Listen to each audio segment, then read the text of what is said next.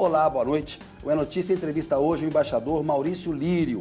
Ele é o representante do Brasil, do presidente Lula, no G20, o grupo que reúne as 20 maiores economias, as 20 mais importantes economias do planeta. Boa noite, embaixador. Boa noite, Kennedy. É uma grande satisfação estar aqui no É Notícia. Para mim, a honra é entrevistar o senhor. Embaixador, o senhor é secretário de Assuntos Econômicos e Financeiros do Itamaraty. Está atuando como Sherpa do Brasil no G20, né? Representa o presidente Lula no G20, que é uma entidade muito importante, reúne as 20 maiores economias do planeta.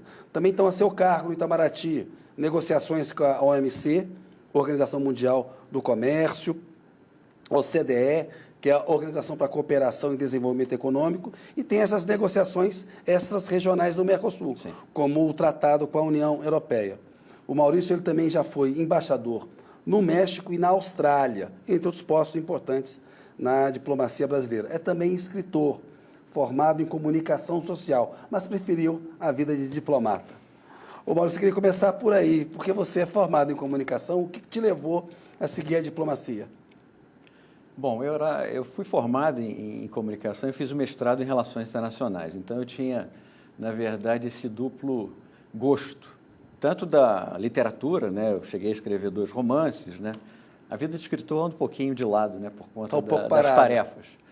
Mas eu gostava muito também dos temas internacionais, tanto que fiz o mestrado em Relações Internacionais e tive interesse, né, em servir ao Estado brasileiro também na área de política externa. Então, essa é a origem, né, da minha vocação, ao mesmo tempo literária e diplomática também. Boa.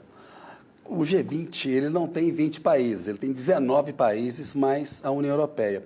Os países, para a audiência do É Notícia saber do que se trata, são os seguintes: África do Sul, Alemanha, Arábia Saudita, Argentina, Austrália, Brasil, Canadá, China, Coreia do Sul, Estados Unidos, França, Índia, Indonésia, Itália, Japão, México, Reino Unido, Rússia e Turquia. Para vocês verem o peso que isso tem. E está a cargo do Maurício representar o presidente Lula nesse fórum.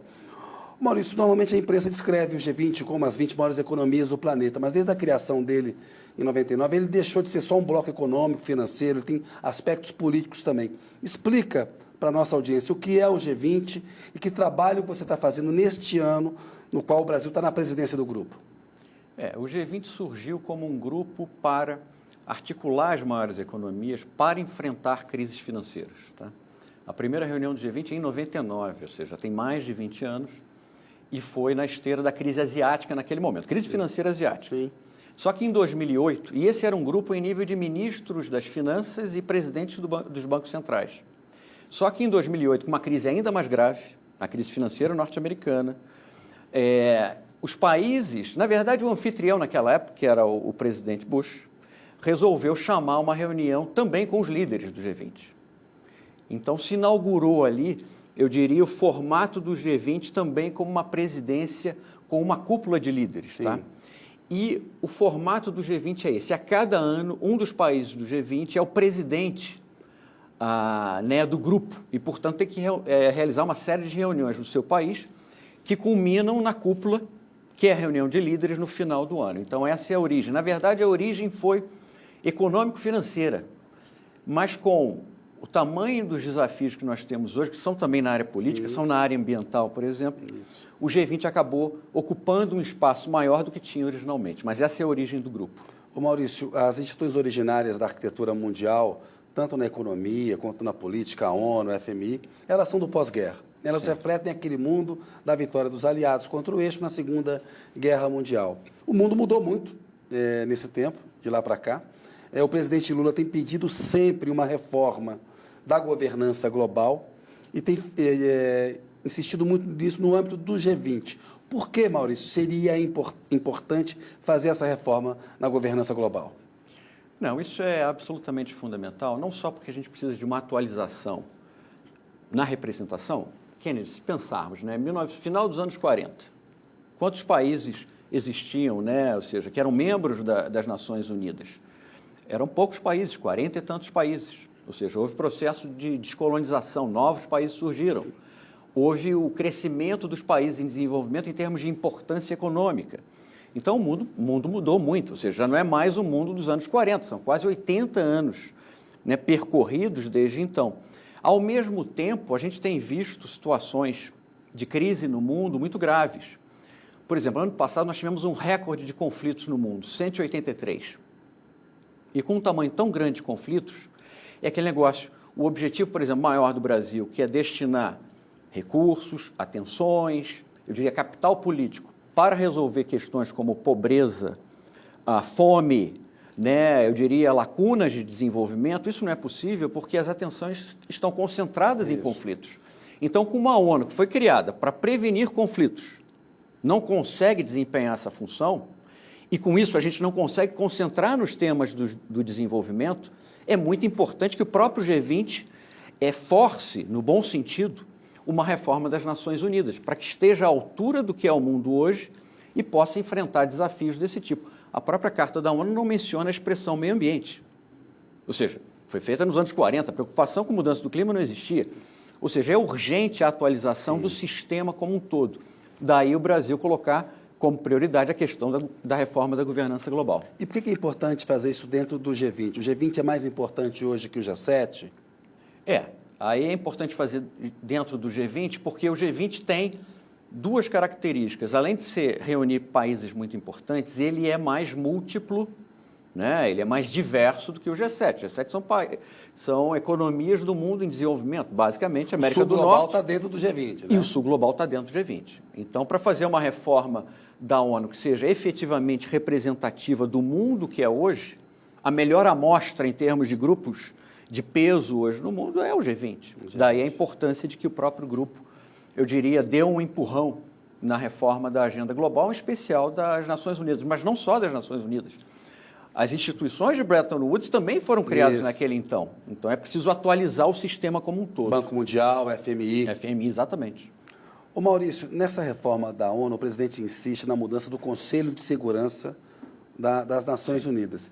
E ele é bem isso que você está falando aí. A gente, não vou nem citar assim, para além de Gaza e da Ucrânia, a gente viu a dificuldade para aprovar uma moção de cessar fogo no Conselho de Segurança. Sim. Ora os Estados Unidos vetam, ora a Rússia vetam. A gente viu, não é só Estados Unidos e Rússia, não. França, Grã-Bretanha, o Reino Unido, muitas vezes desrespeitam o direito internacional, promovem conflitos e tal.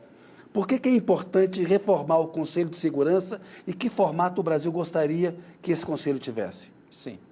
Não, isso é central, porque o Conselho de Segurança tem a atribuição dentro da ONU de justamente manter a paz e a segurança, ou seja, os temas de segurança são, na verdade, atribuições do Conselho de Segurança. Agora, há outros órgãos muito importantes da ONU que precisam ser reformados também, a Assembleia Geral, com todos os países, precisa ser reformado. O Conselho Econômico e Social precisa ser, eu diria, realmente vocacionado a ter uma função justamente nessa arquitetura financeira internacional que não tem, tá? Então, há uma série de reformas dentro da ONU que são muito importantes, mas a do Conselho também é crucial, porque não faz sentido, por exemplo, ter um Conselho em que entre os seus membros permanentes não haja um país, por exemplo, da África, não haja um país da América Latina. Então, esse problema, eu diria, do equilíbrio regional do Conselho é muito grave, porque ele foi formado no imediato pós-Segunda Guerra, entre os vencedores da guerra, né, os maiores vencedores da guerra, mas não levando em conta, ou seja, que é aquele negócio, né, deveria ser reformado ao longo do tempo. Havia previsão, inclusive, de reforma da Carta da ONU 10 anos depois da instalação da ONU, que nunca foi realizada. Então, essa atualização do Conselho é mais urgente ainda, porque nós estamos 80 anos depois do processo. E, obviamente, o conjunto de membros do Conselho de Segurança, dos membros permanentes, não é representativo do mundo como um todo. A gente sabe que água mole em pedra dura, tanto bate até que fura. Isso. O presidente Lula vem pedindo essa reforma desde o primeiro mandato. Sim. A gente vê uma resistência desses grandes vencedores da Segunda Guerra Mundial, né? Estados Unidos, a Rússia, o Reino Unido, a França. Você acha que está amadurecendo, Maurício, um sentimento de que é preciso reformar ou a gente está muito distante, esses países ainda resistem muito? Eu acho que está amadurecendo. É curioso, nós vivemos um momento que nesse aspecto, ele não que seja contraditório, né, eu diria, nas forças para a mudança, mas ele apresenta uma complexidade muito particular, porque é difícil fazer acordo agora, porque as potências estão em conflagração, né? Há um conflito, por exemplo, que, né, faz renascer um pouco do modelo da bipolaridade. Isso. Tá? Mas, ao mesmo tempo, é justamente essa proliferação de conflitos e o fato de que nós chegamos a um ponto absolutamente intolerável em termos de número de conflitos e efeitos humanitários devastadores Sim. das guerras, que é aquele negócio. É o momento, sim, de pensar na reforma da ONU. Mas é importante pensar a reforma da ONU como um todo. Não é só o Conselho de Segurança. Porque é aquele negócio. Nós, com os nossos filhos, são gerações que querem mudanças, por exemplo, no sentido de que a ONU seja mais, eu diria, mais eficaz em relação à proteção do meio ambiente, enfrentar a mudança do clima, enfrentar a questão do desenvolvimento da pobreza e da fome. Então, é uma reforma da organização como um todo.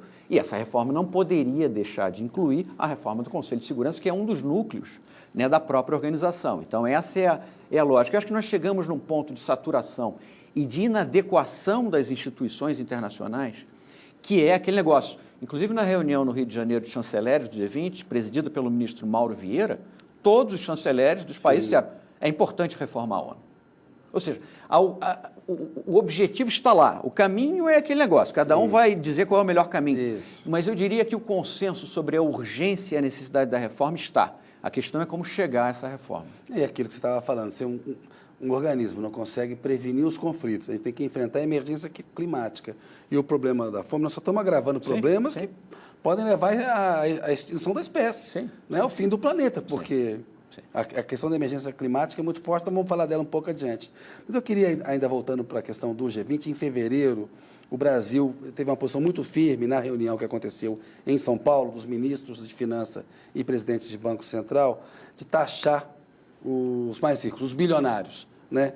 Como é que o Brasil imagina que essa taxação possa ser feita? A gente viu que o Haddad aqui, o Ministério da Fazenda, no final do ano passado, conseguiu aprovar alguma legislação que taxou os mais ricos. Mas no nível global, Maurício, como é que o Brasil vê isso?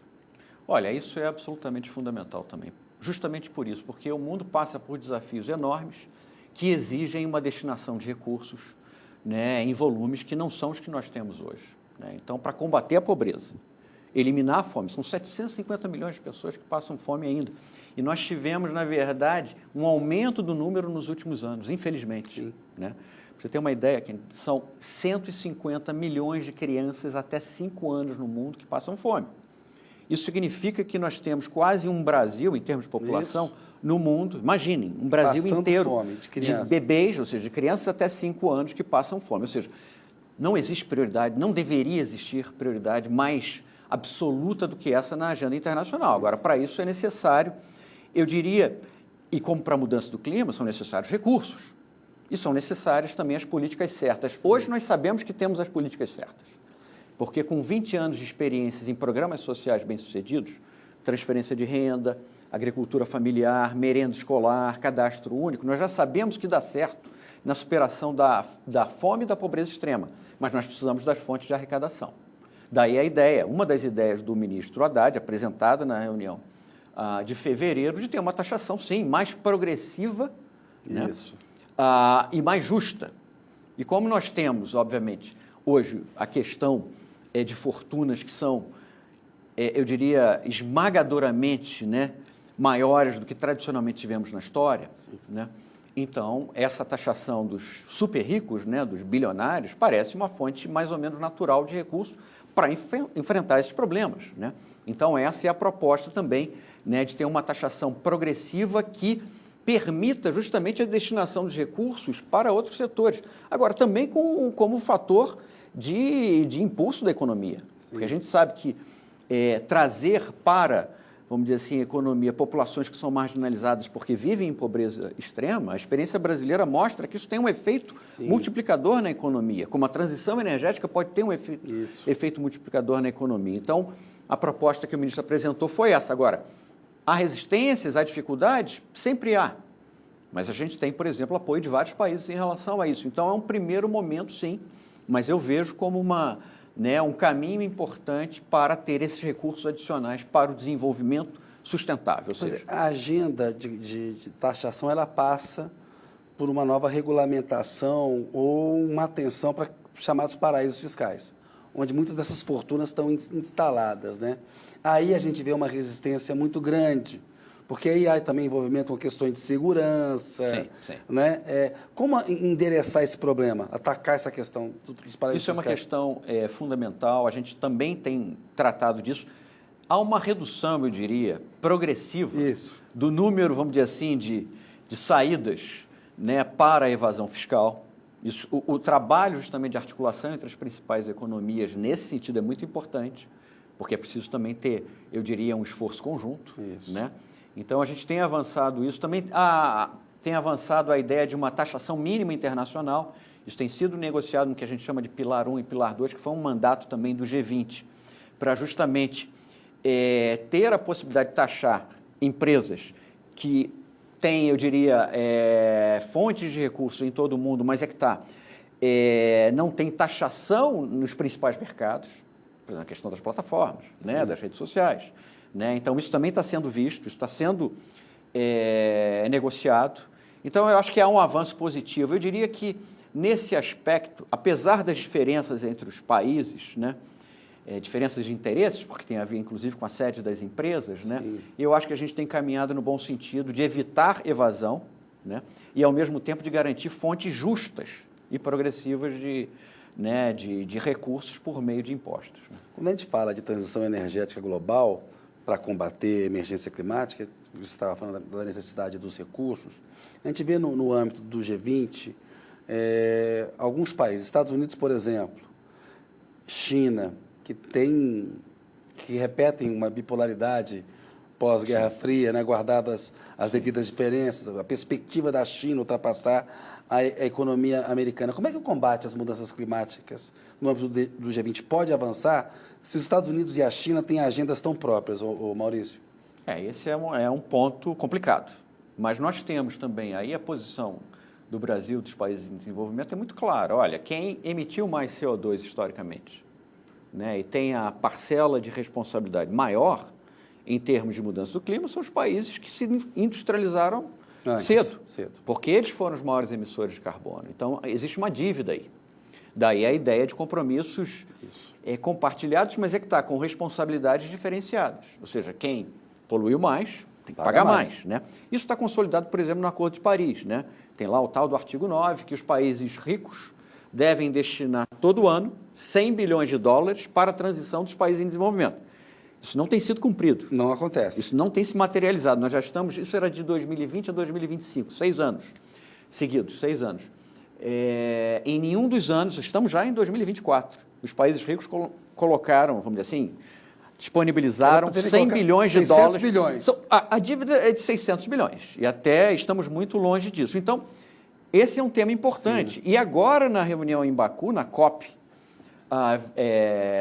29, agora no Azerbaijão, vai ser decidido um novo montante que cabe aos países que mais poluíram destinar aos países em desenvolvimento. Mas é fato hoje que a gente tem situações como países hoje em desenvolvimento que também se industrializaram muito. Então, é uma questão complexa, mas o que está muito claro para nós é que justamente os países em desenvolvimento precisam de recursos dos países desenvolvidos para fazer a transição energética. Porque nós iremos contribuir com menos emissão historicamente do que esses outros países. Isso. Mas para isso nós precisamos, né, de ajuda. Porque é fácil para o outro lado ter poluído tanto e agora dizer, agora vocês não vão poluir e vão se desenvolver com só energia limpa. Mas como assim? Vocês se desenvolveram com energia suja. Como é que você faz o contraponto disso? Então, vocês têm uma responsabilidade nisso. Vocês têm que dar apoio financeiro também à transição energética dos países de desenvolvimento, que é interesse de todos, né? O interesse do planeta como um todo. E, nesse meio tempo, nós temos aí, né, a questão, eu diria, de uma rivalidade que, né, se acirra entre Estados Unidos e China, o que, do ponto de vista do governo brasileiro, não deveria acontecer. Né? Ou seja, a visão do Brasil é que não há espaço para uma nova Guerra Fria, né? Isso não deve acontecer. E nós batalhamos em todos os fóruns internacionais para que nós tenhamos acordos entre todos, inclusive Estados Unidos e China. Então, essa é a nossa missão, que não é simples, né? Mas como a diplomacia de um país como o Brasil, que é tentar, né, estabelecer acordos e pontes entre esses países. Recentemente viralizou uma entrevista do presidente da Guiana para um jornalista da BBC que questionava os compromissos da Guiana, que estava querendo explorar o petróleo para financiar sua transição energética. Falou, olha, não aceito que vocês nos deem lição Sim. porque vocês poluíram antes. A gente tem mesmo o agronegócio brasileiro, né? A soja, o boi, né? Enfim, a JBS é uma grande empregadora no Brasil. Sim, Ao mesmo tempo, claro que não pode... O Sim. boi está em áreas de desmatamento. A gente Sim. tem que entender isso daí. Como é que a gente enfrenta esse debate? O Brasil quer liderar, né? E lidera. E tem até lugar de fala como potência ambiental para fazer esse debate. Agora, como enfrentar esse debate com essa contradição? Nós precisamos também explorar o petróleo. Vai ser importante explorar a margem equatorial para financiar a transição energética. Isso não tira um pouco da força do Brasil para comandar, Maurício? Olha, as credenciais do Brasil são, eu diria, imbatíveis. Por quê? Do ponto de vista ambiental. Primeiro porque a gente fez a transição energética antes da questão ambiental surgir. Né? Ou seja, a ênfase em energia hidrelétrica, que é renovável, e a ênfase em biocombustível, que, na verdade, é menos emissora de carbono do que combustíveis fósseis, isso acontece já há 40, 50 anos no Brasil. Ou seja, Itaipu, dos anos 70, o pró-álcool dos anos 80, 90. Isso. Então, nós fizemos uma transição energética que fez com que o Brasil, hoje, tenha uma matriz energética muito mais limpa do que a maioria dos países do mundo. Só para você ter uma ideia, ou seja, matriz brasileira, 45% de renováveis. Para não falar da energia elétrica. Energia elétrica é 88% a 90% de renováveis, tá? Mas a matriz como um todo. 45%. A média mundial, 15%, 16%. Ou seja, nós temos o triplo de renováveis na matriz. E em termos de energia elétrica, então, é um banho extraordinário, porque aí é 88% a 90% da energia elétrica que vem majoritariamente de energia hidroelétrica. Sim. Nós não queimamos usinas de carvão para isso, então é diferente, né? Então, essa credencial, e ao mesmo tempo o fato de que nós aqui ainda temos florestas, alguns poucos países grandes têm florestas, né? A Indonésia, o Congo, o Brasil. Então, nós temos as credenciais em termos de que nós... É aquele negócio, né? Ainda somos, né, o país central em termos das credenciais verdes. Agora, para continuar assim, é fato, nós temos que fazer um esforço em relação à floresta, até porque a floresta é um patrimônio do país. Isso. Né? E é um patrimônio riquíssimo, preservado. Né? Sabemos por biotecnologia, por uma série de outros elementos, não só para, eu diria, para a emissão baixa de carbono, e para, eu diria, a regulação do clima no Brasil como um todo, porque isso é muito importante. Ou seja, a agricultura também depende de uma floresta amazônica com o regime de chuvas da Amazônia. Então, os rios flutuantes, né? Sim, sim. Rios voadores. Exatamente. Então, isso é absolutamente fundamental também para nós. Mas eu acho que o governo brasileiro tem feito um esforço extraordinário. A redução de desmatamento no governo do presidente Lula, como já tinha sido nos 2 primeiros governos, é algo realmente impressionante. E nós temos já histórias de sucesso. Por exemplo, a moratória de produção de soja na Amazônia tem funcionado. Né? Ou seja, os produtores de soja têm cumprido, respeitado a moratória de não produzir na Amazônia. Então, eu acho que nós fizemos muito, temos que fazer mais em termos de preservação da floresta e redução de desmatamento, sem dúvida. Mas eu acho que a posição brasileira em todos esses aspectos é uma posição muito privilegiada, porque os países europeus não têm mais floresta. Porque desmataram, né? Os países que mais falam. Então, nesse aspecto, eu acho que tanto do ponto de vista da matriz energética como das florestas, nós temos muito mais, eu diria, a mostrar de positivo e convencer os demais a seguir o nosso caminho do que o contrário. No G20, você estava falando há pouco da importância desse receituário que a gente tem no Brasil, dos últimos 20 anos do combate à fome, das políticas sociais. Nós sabemos como fazer isso, né? Um ponto importante que o Lula sempre se refere é a questão do perdão das dívidas dos países pobres, né? Tem os emergentes, os em desenvolvimento, falam, eu não quero isso aqui para o Brasil, não. Sim. Nós temos tamanho para honrar as nossas dívidas, inclusive nós somos credores do ponto de vista internacional, né? Conquistamos isso aí nas últimas 2 décadas e tal. Como que vai, do ponto de vista concreto, a possibilidade de perdão da dívida dos países pobres e que peso que isso teria, Maurício? Isso é fundamental porque, como a gente tem dito, olha, uma prioridade é a redução da pobreza e o combate, né, urgente, prioritário, né, à fome. É óbvio que muitos dos países que sofrem fome e pobreza extrema são países altamente endividados. Isso.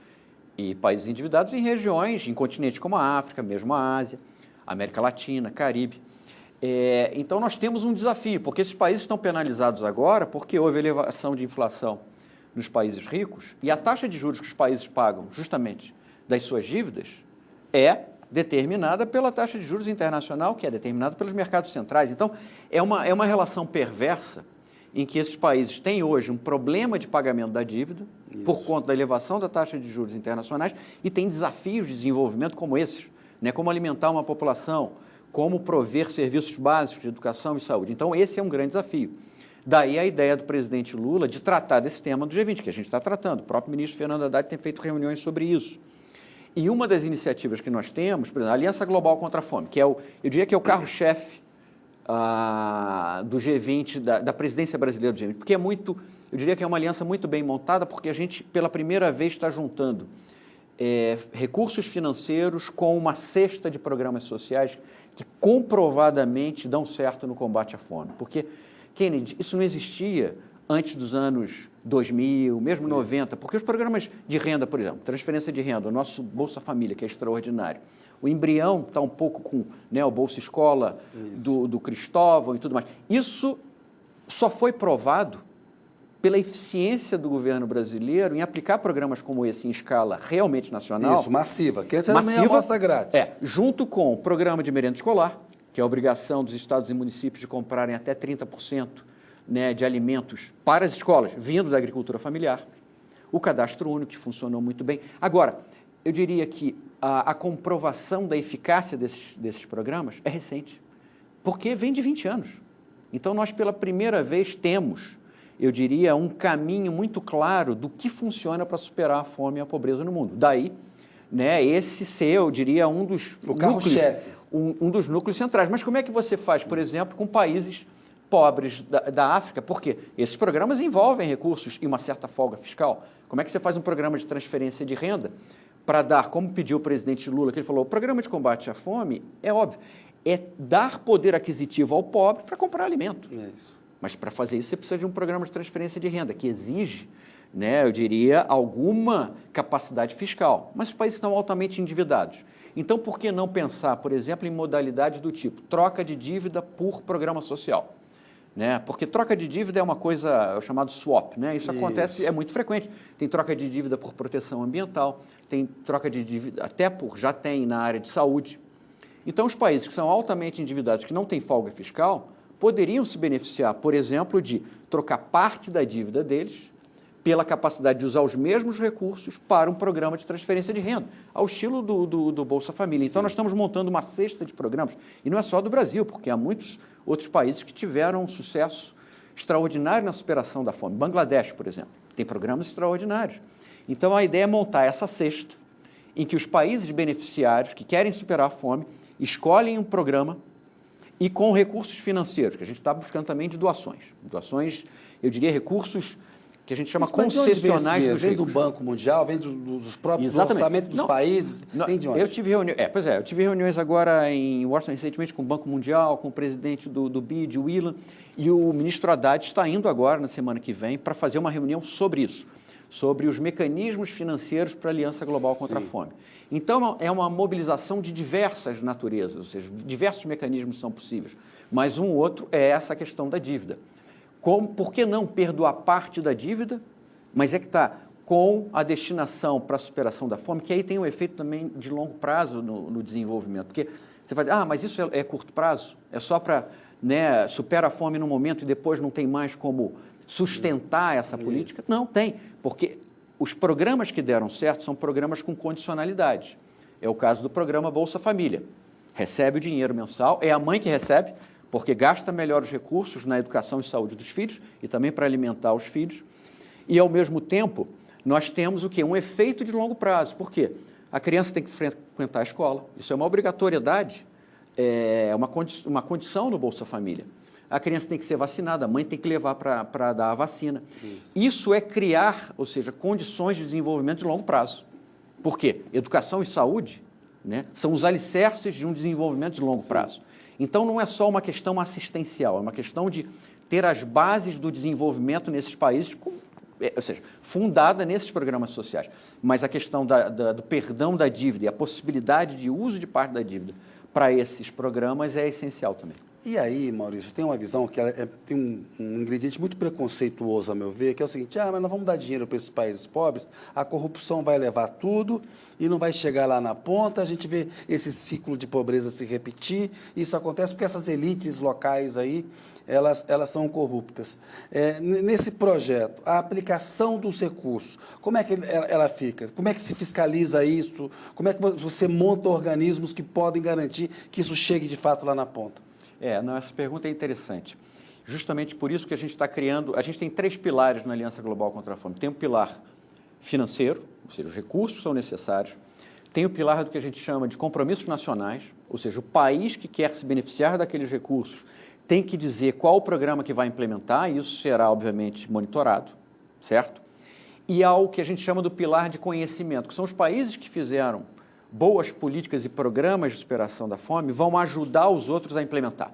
Por exemplo, é o que a gente chama de cooperação técnica. O Brasil pode estar atuando lá. Nós temos no MDS, no Ministério do Desenvolvimento Social, técnicos extraordinários que conhecem todos esses programas. E já fizeram cooperação com outros países para compartilhar as boas políticas nessa área. Então, vai haver um componente também de, eu diria, compartilhamento das políticas que deram certo. A Embrapa pode participar de... Embrapa, por exemplo, ajudar a questão de agricultura tropical e até para a agricultura familiar. Isso. É outra, entendeu? O Ministério do Desenvolvimento Social, uma outra modalidade que a gente tem que é extraordinária, que é o cadastro único, que é justamente para você ter melhor capacidade de articular todos os programas sociais num país específico. Então, a gente junta o lado financeiro, o pilar financeiro, com o lado do conhecimento e, sim, o lado, eu diria, do compromisso do país beneficiário a gastar daquela maneira, ou seja, naqueles programas. Por isso que não é mais um dinheiro descondicionado. Não, toma aqui, você precisa de dinheiro para superar a fome, você encontra o caminho. Ou então, como países ricos faziam, ou então você compra as minhas máquinas. Não, não é isso.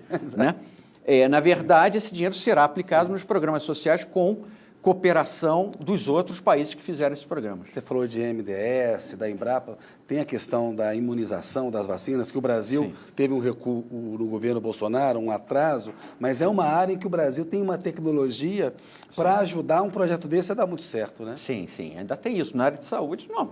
Nós fizemos experiência extraordinária. No próprio governo, no segundo governo Lula, a fábrica de antirretrovirais em Moçambique foi uma iniciativa extraordinária, ou seja, o Brasil também tem uma capacidade, eu diria, de prover serviços, medicamentos e vacinas numa área como saúde, e o nosso SUS eu diria que é uma referência internacional. Pandemia, apesar do Bolsonaro jogando contra. Pois é uma referência internacional. Isso. O SUS, então, e ter 2 laboratórios extraordinários, como o Instituto Oswaldo Cruz, Butantan, essa capacidade de produzir vacinas, isso, obviamente, que é algo que também a gente tem condições de tentar ajudar outros países nessa área também. Maurício, eu pedi licença um minutinho. A notícia volta daqui a pouco com o Maurício Lírio.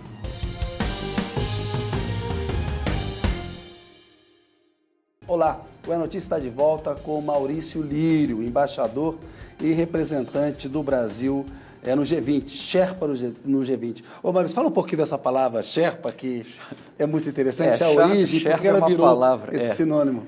Que vem do tibetano, na verdade, e é um termo que é usado para aqueles, eu diria, acompanhantes dos alpinistas, que vão escalar no Himalaia as diversas montanhas, chegar ao Everest, eventualmente, e é usado justamente para G7, G20, porque nós temos a tarefa, que não é das mais simples, de ajudar os presidentes, os líderes, a chegarem ao cume, a cúpula, tanto que a gente chama as reuniões de líderes de cúpula. Sim. Então, essa é a simbologia, ou seja, é o nosso papel de tentar, na medida do possível, ajudar os presidentes a chegarem, eu diria, ao bom destino, que é a cúpula. Para coroar a presidência do Brasil, a gente vai ter no final de novembro, no Rio de Janeiro, a cúpula do G20. O que o Brasil vai destacar de mais importante lá, Maurício? Sim. 18 e 19 de novembro no Rio de Janeiro. Eu diria que há muitos temas importantes na presidência brasileira. Sim. A questão do empoderamento de mulheres. Nós criamos o grupo de trabalho de empoderamento de mulheres. Há vários outros, mas as 3 prioridades centrais do Brasil são essas. É o lançamento da Aliança Global contra a Fome, nesse momento, ou seja, em que a gente tem, eu diria já, a gente terá aberto a adesão antes para poder já na cúpula anunciar né, o que nós temos como, eu diria, passo inicial da Aliança Global contra a Fome. Um segundo tema é essa questão da mobilização de recursos para combater a mudança do clima, que é um tema espinhoso, mas que nós temos que enfrentar, dada a urgência do assunto. E a outra questão é a reforma da governança global. Esses são as três prioridades mais altas, né, que o Brasil estabeleceu para a cúpula.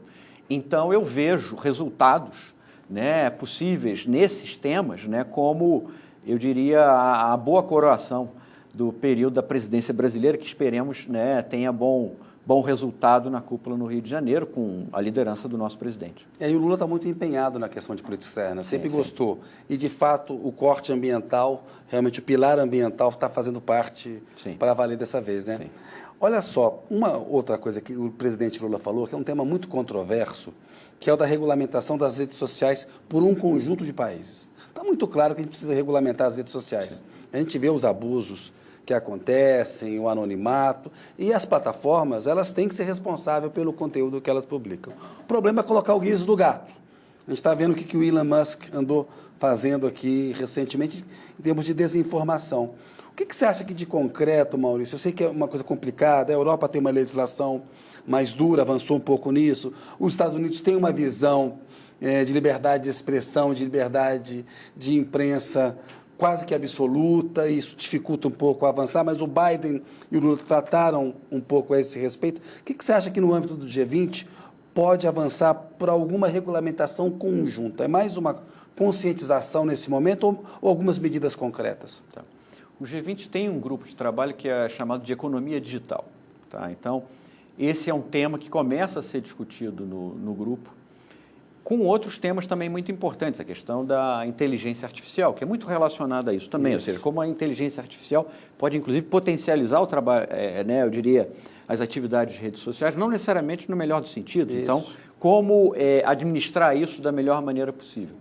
E associado também, o grupo trata da questão da integridade da informação, é justamente essa questão, né, de como combater a desinformação, fake news e assim por diante. Então, isso é uma tarefa do grupo. É uma tarefa simples, dada a configuração de países que estão no G20? Não é uma tarefa simples, porque há visões distintas, mas eu vejo, sim, uma tendência internacional a uma conscientização de que a regulação é absolutamente urgente, necessária. A própria União Europeia, como você mencionou, já está avançada nisso. Isso. Eu, na minha época de embaixador na Austrália, a Austrália fez uma série de regulações também na relação entre meios jornalísticos e redes sociais, a questão do pagamento de dados e informações que são veiculadas.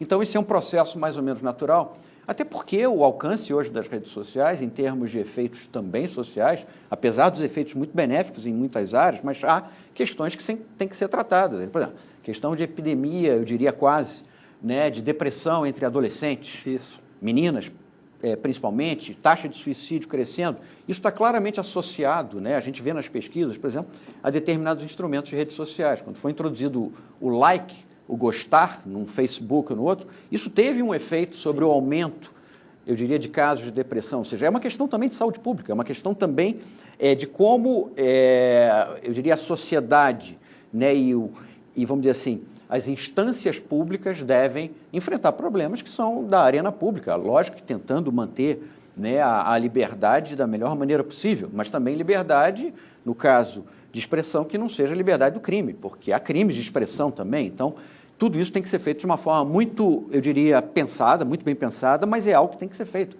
porque os efeitos já são sentidos, né, em muitos setores da sociedade. E a gente vê como é fundamental, por exemplo, a defesa da democracia. O presidente Biden e o presidente Lula, eles falaram na importância de enfrentar a extrema-direita, a defesa da democracia. Eu sei que você é um diplomata, mas o Lula, na entrevista para a notícia, falou que ele preferia a reeleição do Biden à do Trump. O Trump é visto como um risco para a segurança do planeta, para a democracia. No âmbito do G20, esse debate, Maurício, eu não sei se parece que nós estamos vivendo um pouco os anos 30 do século passado, né? Uma ascensão do fascismo, da extrema-direita, as tensões, a gente começou falando como as tensões no planeta se agravaram, né? Como que uma figura como o Trump pode agravar isso ainda mais. Mas voltando para o G20, que é o teu métier ali, no âmbito do G20, como é possível enfrentar essa ameaça autoritária, digamos assim? Eu acho que com os debates sobre essas áreas, sobre a regulação desses campos. questão da integração da informação, a questão do funcionamento das redes sociais, que não seja simplesmente uma questão de termos de uso, uma relação privada, porque não é mais, já é uma questão pública. Né? E como a sociedade como um todo pode, né, de certa maneira, regular no bom sentido, né, as redes. Então, essas discussões estão acontecendo. Agora, não é um tema simples, porque aquele negócio, nós estamos vivendo a velocidade de processos que é tão intensa, tão alta, né, que a nossa capacidade de resposta tem sido mais lenta do que deveria ser. Isso. É como no caso da inteligência artificial. A gente sabe, por exemplo, saiu o estudo do FMI dizendo que há uma previsão de, possivelmente, desemprego muito alto em muitos setores por conta da inteligência artificial. Ou seja, isso é preciso ser tratado, porque isso é uma questão fundamental do funcionamento da sociedade. Ou seja, é preciso olhar o tema já de uma forma preventiva, já de uma forma, eu diria, para evitar problemas maiores. Mas, de fato, é uma dificuldade que nós temos porque a tecnologia tem, eu diria, evoluído de uma maneira tão vertiginosa que acompanhar isso por meio da regulação correta não é algo simples. E a porque também nós não contamos... ela explora as crises econômicas, os momentos difíceis, eles fazem isso de uma maneira autoritária, né? O problema é que o modelo hoje das redes sociais, falando muito francamente, Sim. que é um modelo que é baseado ou seja, na frequência das visitas, e a frequência das visitas depende do apelo do que foi postado, da notícia, e nós sabemos que uma fake news, por exemplo, circula 6 vezes mais que uma notícia verdadeira. Isso, o engajamento então, é maior. O sistema em si, o algoritmo em si, ele é tendente a privilegiar aquilo que é incorreto e gera polarização, gera discurso de ódio, gera crimes de expressão. Né? Então, esse que é o problema, é que o sistema hoje das redes sociais, como está hoje, é um modelo de negócio fundado num algoritmo que privilegia, eu diria, muito mais essa visão extrema dos assuntos e a incorreção e a falsa notícia do que propriamente o que deveria ser também, né, um serviço de opinião pública, de utilidade pública, né, no bom sentido, né, de informar melhor o cidadão. Maurício, para encerrar, o presidente Macron esteve recentemente aqui, ele tem uma posição contrária ao acordo entre a União Europeia e Mercosul. O presidente Lula insiste na necessidade de fazer o acordo, mas diz também que não vai fazer qualquer concessão para fazer um acordo. A gente tem um momento de tensão aí. Em que pé que isso está, Maurício? Você tem esperança de que a gente ainda possa assinar esse acordo? Como é que isso está caminhando? Rapidamente, para a gente encerrar. Olha, a negociação avançou muito, tá? Desde que nós decidimos renegociar um pacote que havia sido negociado em 2019, que não era, eu diria, equilibrado o suficiente para que nós estivéssemos satisfeitos. Nós tivemos que fazer uma renegociação.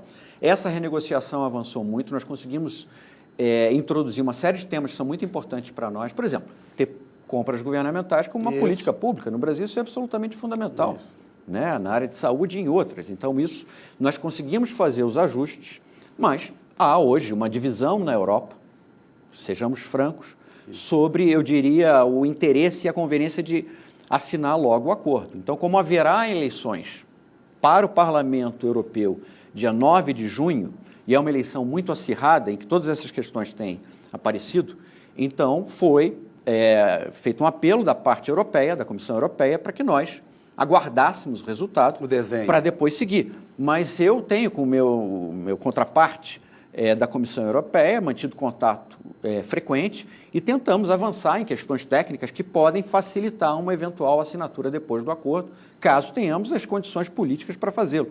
Mas, nesse aspecto, aliás, foi interessante, porque os dois presidentes tiveram uma visão muito parecida. Como o presidente Lula falou, essa é uma negociação entre o Mercosul e a União Europeia. Não é uma negociação entre o Brasil e a França. Exato. Né? Então, nesse aspecto, nós aguardamos um sinal da União Europeia para prosseguirmos. Mas o Mercosul está engajado no acordo. E o bromance rolou bacana nessa... Uma boa relação. Uma boa relação. Maurício, ótima entrevista, muito obrigado. É um prazer. Obrigado por ter vindo. Uma grande satisfação. Muito obrigado. Valeu. Boa noite. Obrigadão. Pessoal, obrigado aí por acompanhar a entrevista. Boa noite para vocês. Na semana que vem, a gente está de volta. Muito obrigado.